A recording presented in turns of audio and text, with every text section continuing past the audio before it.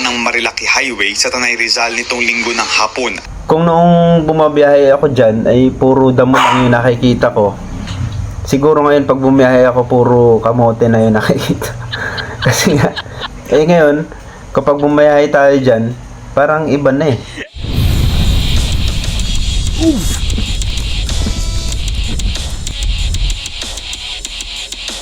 Ginawang racetrack ng dalawang lalaking motorcycle rider na ito ang kahabaan ng Marilaki Highway sa Tanay Rizal nitong linggo ng hapon. Yun, good day guys, ito po muli si Daddy Vin and maligayang pagbabalik sa Daddy Vin channel. And maraming salamat pa rin po sa patuloy na sumusuporta sa ating channel.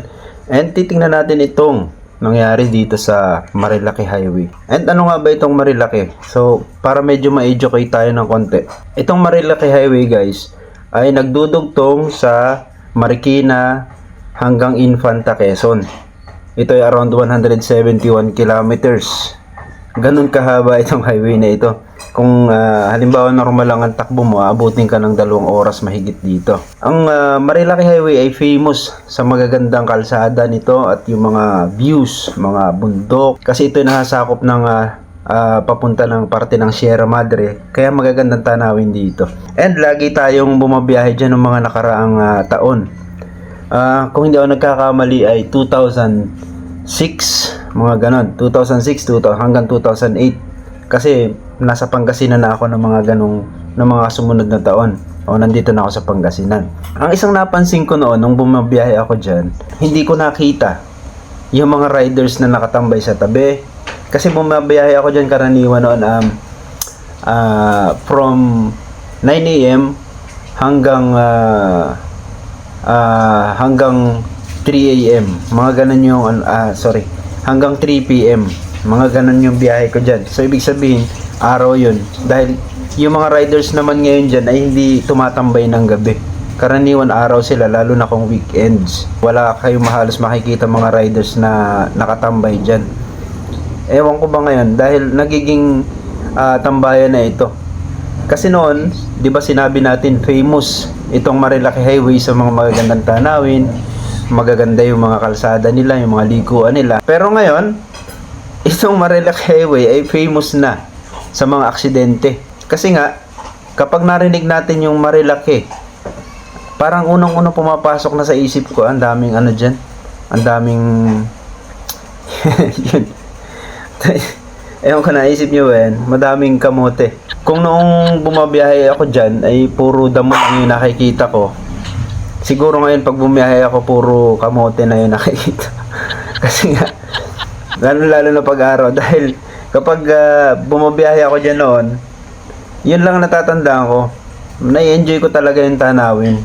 Ngayon, kapag bumiyahe tayo dyan, parang iba na eh. Parang natatakot ka ni. Halos nga, sabi ko, kapag halimbawa nagmotor kami, nila dudes papunta sa Quezon, parang nakakatakot dumaan dyan. Kaya pag minsan, mas maganda kung dadaan tayo dyan, medyo gabi na. Para yung mga riders nag-aalisa na, or yung mga photographers, videographers, nag-aalisa na. Kasi hindi naman lahat ng mga motorista gustong makuhanan yung mga videos na yan. No, hindi lahat. May mga motorista na gusto lang ay tahimik yung ride nila, chill lang, ganon. Tapos walang mga pakialamin na pitik ng pitik. Pero okay lang din naman yan, kasi nga syempre pag minsan gusto nating makita yung mga sarili natin nakasakay sa motor, naunawaan ko yan. So okay lang. Pero yun nga lang, ang nangyayari dito, parang katulad nitong pangyayari na to, pasikatan. Kita nyo ba? Panoorin natin. Kuha na ng video ang pagharurot ng kanilang mga motorsiklo, kung saan nakataas pa ang mga paa ng mga rider. Sa bilis ng kanilang patakbo, Okay, bakit nakataas yung mga paa nila gaya nung nakita natin? Kasi pag nakataas yung paa mo, isa lang yung sabihin nun, tumatagos ka sa hangin. Parang Superman, di ba si Superman? Sabi nga nila dito Superman. Kasi pag nakataas yung paa mo, naka-straight ka, tapos nakahawak ka lang sa manibela mo, parang Superman yung datingan. Ganon din kasi yung paraan para maging mas aerodynamic ka, halos hindi sumasalag o hindi sumasalpok sa iyo yung minimum yung salpok ng hangin sa katawan. Ang isang lang pagkakamali nila dito ay nagkaroon sila ng parang karera na hindi naman dapat, dahil ito ay pampublikong kalsada. Yun. Karaniwan kasi sa mga drag races ay ginagawa yan sa mga secured na lugar. May mga events kasi na ganyan, di ba? So, maling-mali sila dito. And nangyari nga dito, guys, nagkaroon ng salpukan sila dun sa corner. Sa Manukan ito. Ipapakita natin dyan yung mapa ng Manukan, kung ano itsura niya. Kasi medyo straight yan. Oo, medyo straight yan. Kumpara dun sa Devil's Corner. Yan, ipapakita rin natin yung Devil's Corner dyan. From straight, biglang magiging malaking letter C. Ganon siya. Malaking letter C. As in, kailangan mo banking dyan ng sagad na sagad. Lalo na pag mabilis takbo mo. And, pag minsan, dyan nakikita yung experience na rider. Kasi, pag hindi mo alam yung pasok mo sa apex dyan, no? Pag hindi mo alam yung pasok mo, ma-overshoot ka. No? Pag mali yung pasok. Kaya, pag gusto mong safe ka dyan, you make sure na chill lang yung ride, chill lang yung takbo mo para sure na makakapasok ka ng maayos dun sa corner na yan at makakalabas. Ewang sila sa pakurbang bahagi ng kalsada at tuluyang sumalpok sa concrete barrier. Yan, unfortunately, may namatay dyan. Oo, yung isang rider dyan na nakapula ko hindi nagkakamali, yung isa buhay naman, and maraming tumatawa sa kanila, maraming natutuwa. Actually, hindi tayo natutuwa. Maraming hindi natutuwa na may namatay dyan. Kasi may nasaktan may namatay, may mga nadamay. Pero natutuwa tayo. Ito ang dapat tayo matuwa. Kung a-actionan nila ng maganda itong nangyaring ito, ibig sabihin, mas isi-secured na nila yung lugar. Ang problema sa lugar na yun, napakahaba. Yung mga area na tinatambayan nila, kapag sinecured daw ng mga pulis, no, ng mga highway patrol, ay nalipat lang sila ng lugar. Sana makaisip sila ng mas magandang solution. Halimbawa, lalagyan mo ng bakod yung parang gagawin mong bus lane yung pero mawala enjoyment Kung gagawin mong bus lane yung yung pinakang gilid, tapos dun mo lang papadaanin yung mga motor, pwede rin yun. Yun nga lang, babagal yung mga motor, and pag minsan pwede rin maging cause na aksidente pag nilagyan mo ng barrier para sa mga motor lang. Halimbawa, parang yung sa kabila, mga sasakyan, sa kabila, mga motor. Parang ganon. Parang EDSA bus lane na sikat nung nakaraan kasi may isang anak ng politiko na isang politiko rin na nang abuso, no, sa bus lane. At sinabi pa ng tatay na hindi daw abusado kasi nag-sorry naman.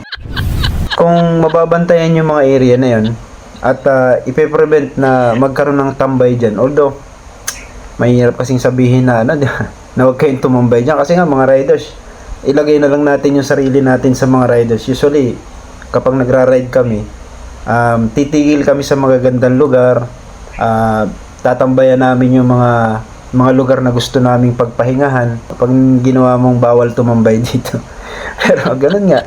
And para ma-prevent lang siguro, yun, police visibility, yung mga traffic enforcer visibility mas padamihin dyan. Pero yun, ang pinakamahalaga dyan, yung disiplina ng mga riders. Siyempre, yung banking na yan, masarap yan. Ginagawa talaga ng mga riders yan. Normal yan. Sa totoo lang, hindi yan bawal. Walang bawal sa pagbe-banking. Ang bawal ay yung magkarera dyan. Ang bawal dyan ay yung mag-overspeeding. Kasi nga, ikaw rin ang magkakaproblema dyan kasi kurba-kurbada yan. May mga designated speed lang sa mga ganyang kalsada. Ang ginagawa kasi na iba, syempre pasikat. Yung iba naman, naapakan yung ego, nagigit-gitan sila. Marami ako nakikita dyan na ganyan. Ang isa nga sa mga pioneer niyan, yung dalawang nalimutan ko kasi may dalawang pioneer dyan na parehong karerista talaga. Nakita natin na parang doon nagsimula yata sila yung mga pioneers na parang doon na natin nakita na parang nandun na ang dami ng tumatambay dyan. Parang natuklasan nila na ang ganda pa lang tumambay doon. Tapos ang daming mga motorista, ang daming riders, daming big bikes, di ba, mga ganun. Syempre parang nagiging na yan, parang mecca. Parang nagiging mecca na yan ng mga motorcycle riders kasi nga Diyan halos pumupunta yung mga karamihan dahil nga sa mga nakikita nila. At kahit delikado, pumupunta pa rin sila dyan. Kasi nga, isipin nyo na lang na may mga ganun syempre, na mas exciting kapag delikado. May mga makikita kang mga nagbe-banking, tapos mamaya mag-overshoot, tapos mamaya babalentong. Diba? Hindi natin alam yun. Pero, pag minsan yun yung nakaka-excite sa kanila. Pero hindi natin nilaalis sa sarili natin marami sa atin, aminado tayo na gusto rin natin yung mga ganyan, mga view na may mga nagra-rides na magagaling. Dahil tayo, dati noon tayo, mahilig din tayong mag-ride ng motor nung kabataan natin. Marami rin tayong mga pinagsisihan noon kung bakit ginawa natin. Yun ang totoo. Yun ang totoo. Kahit yun sa mga riders dito na nanonood, alam nyo yan, na marami tayong experiences na, lalong-lalo na dun sa mga lugar na lagi natin pinupuntahan. And dito sa Marilaki, alam ko maraming may experience dito. And katulad ko, lagi din akong pumupunta dyan noon. Although hindi ko nga naabutan itong mga ganitong Dinig sa isa pang video ang lakas ng pagsalpok ng dalawa.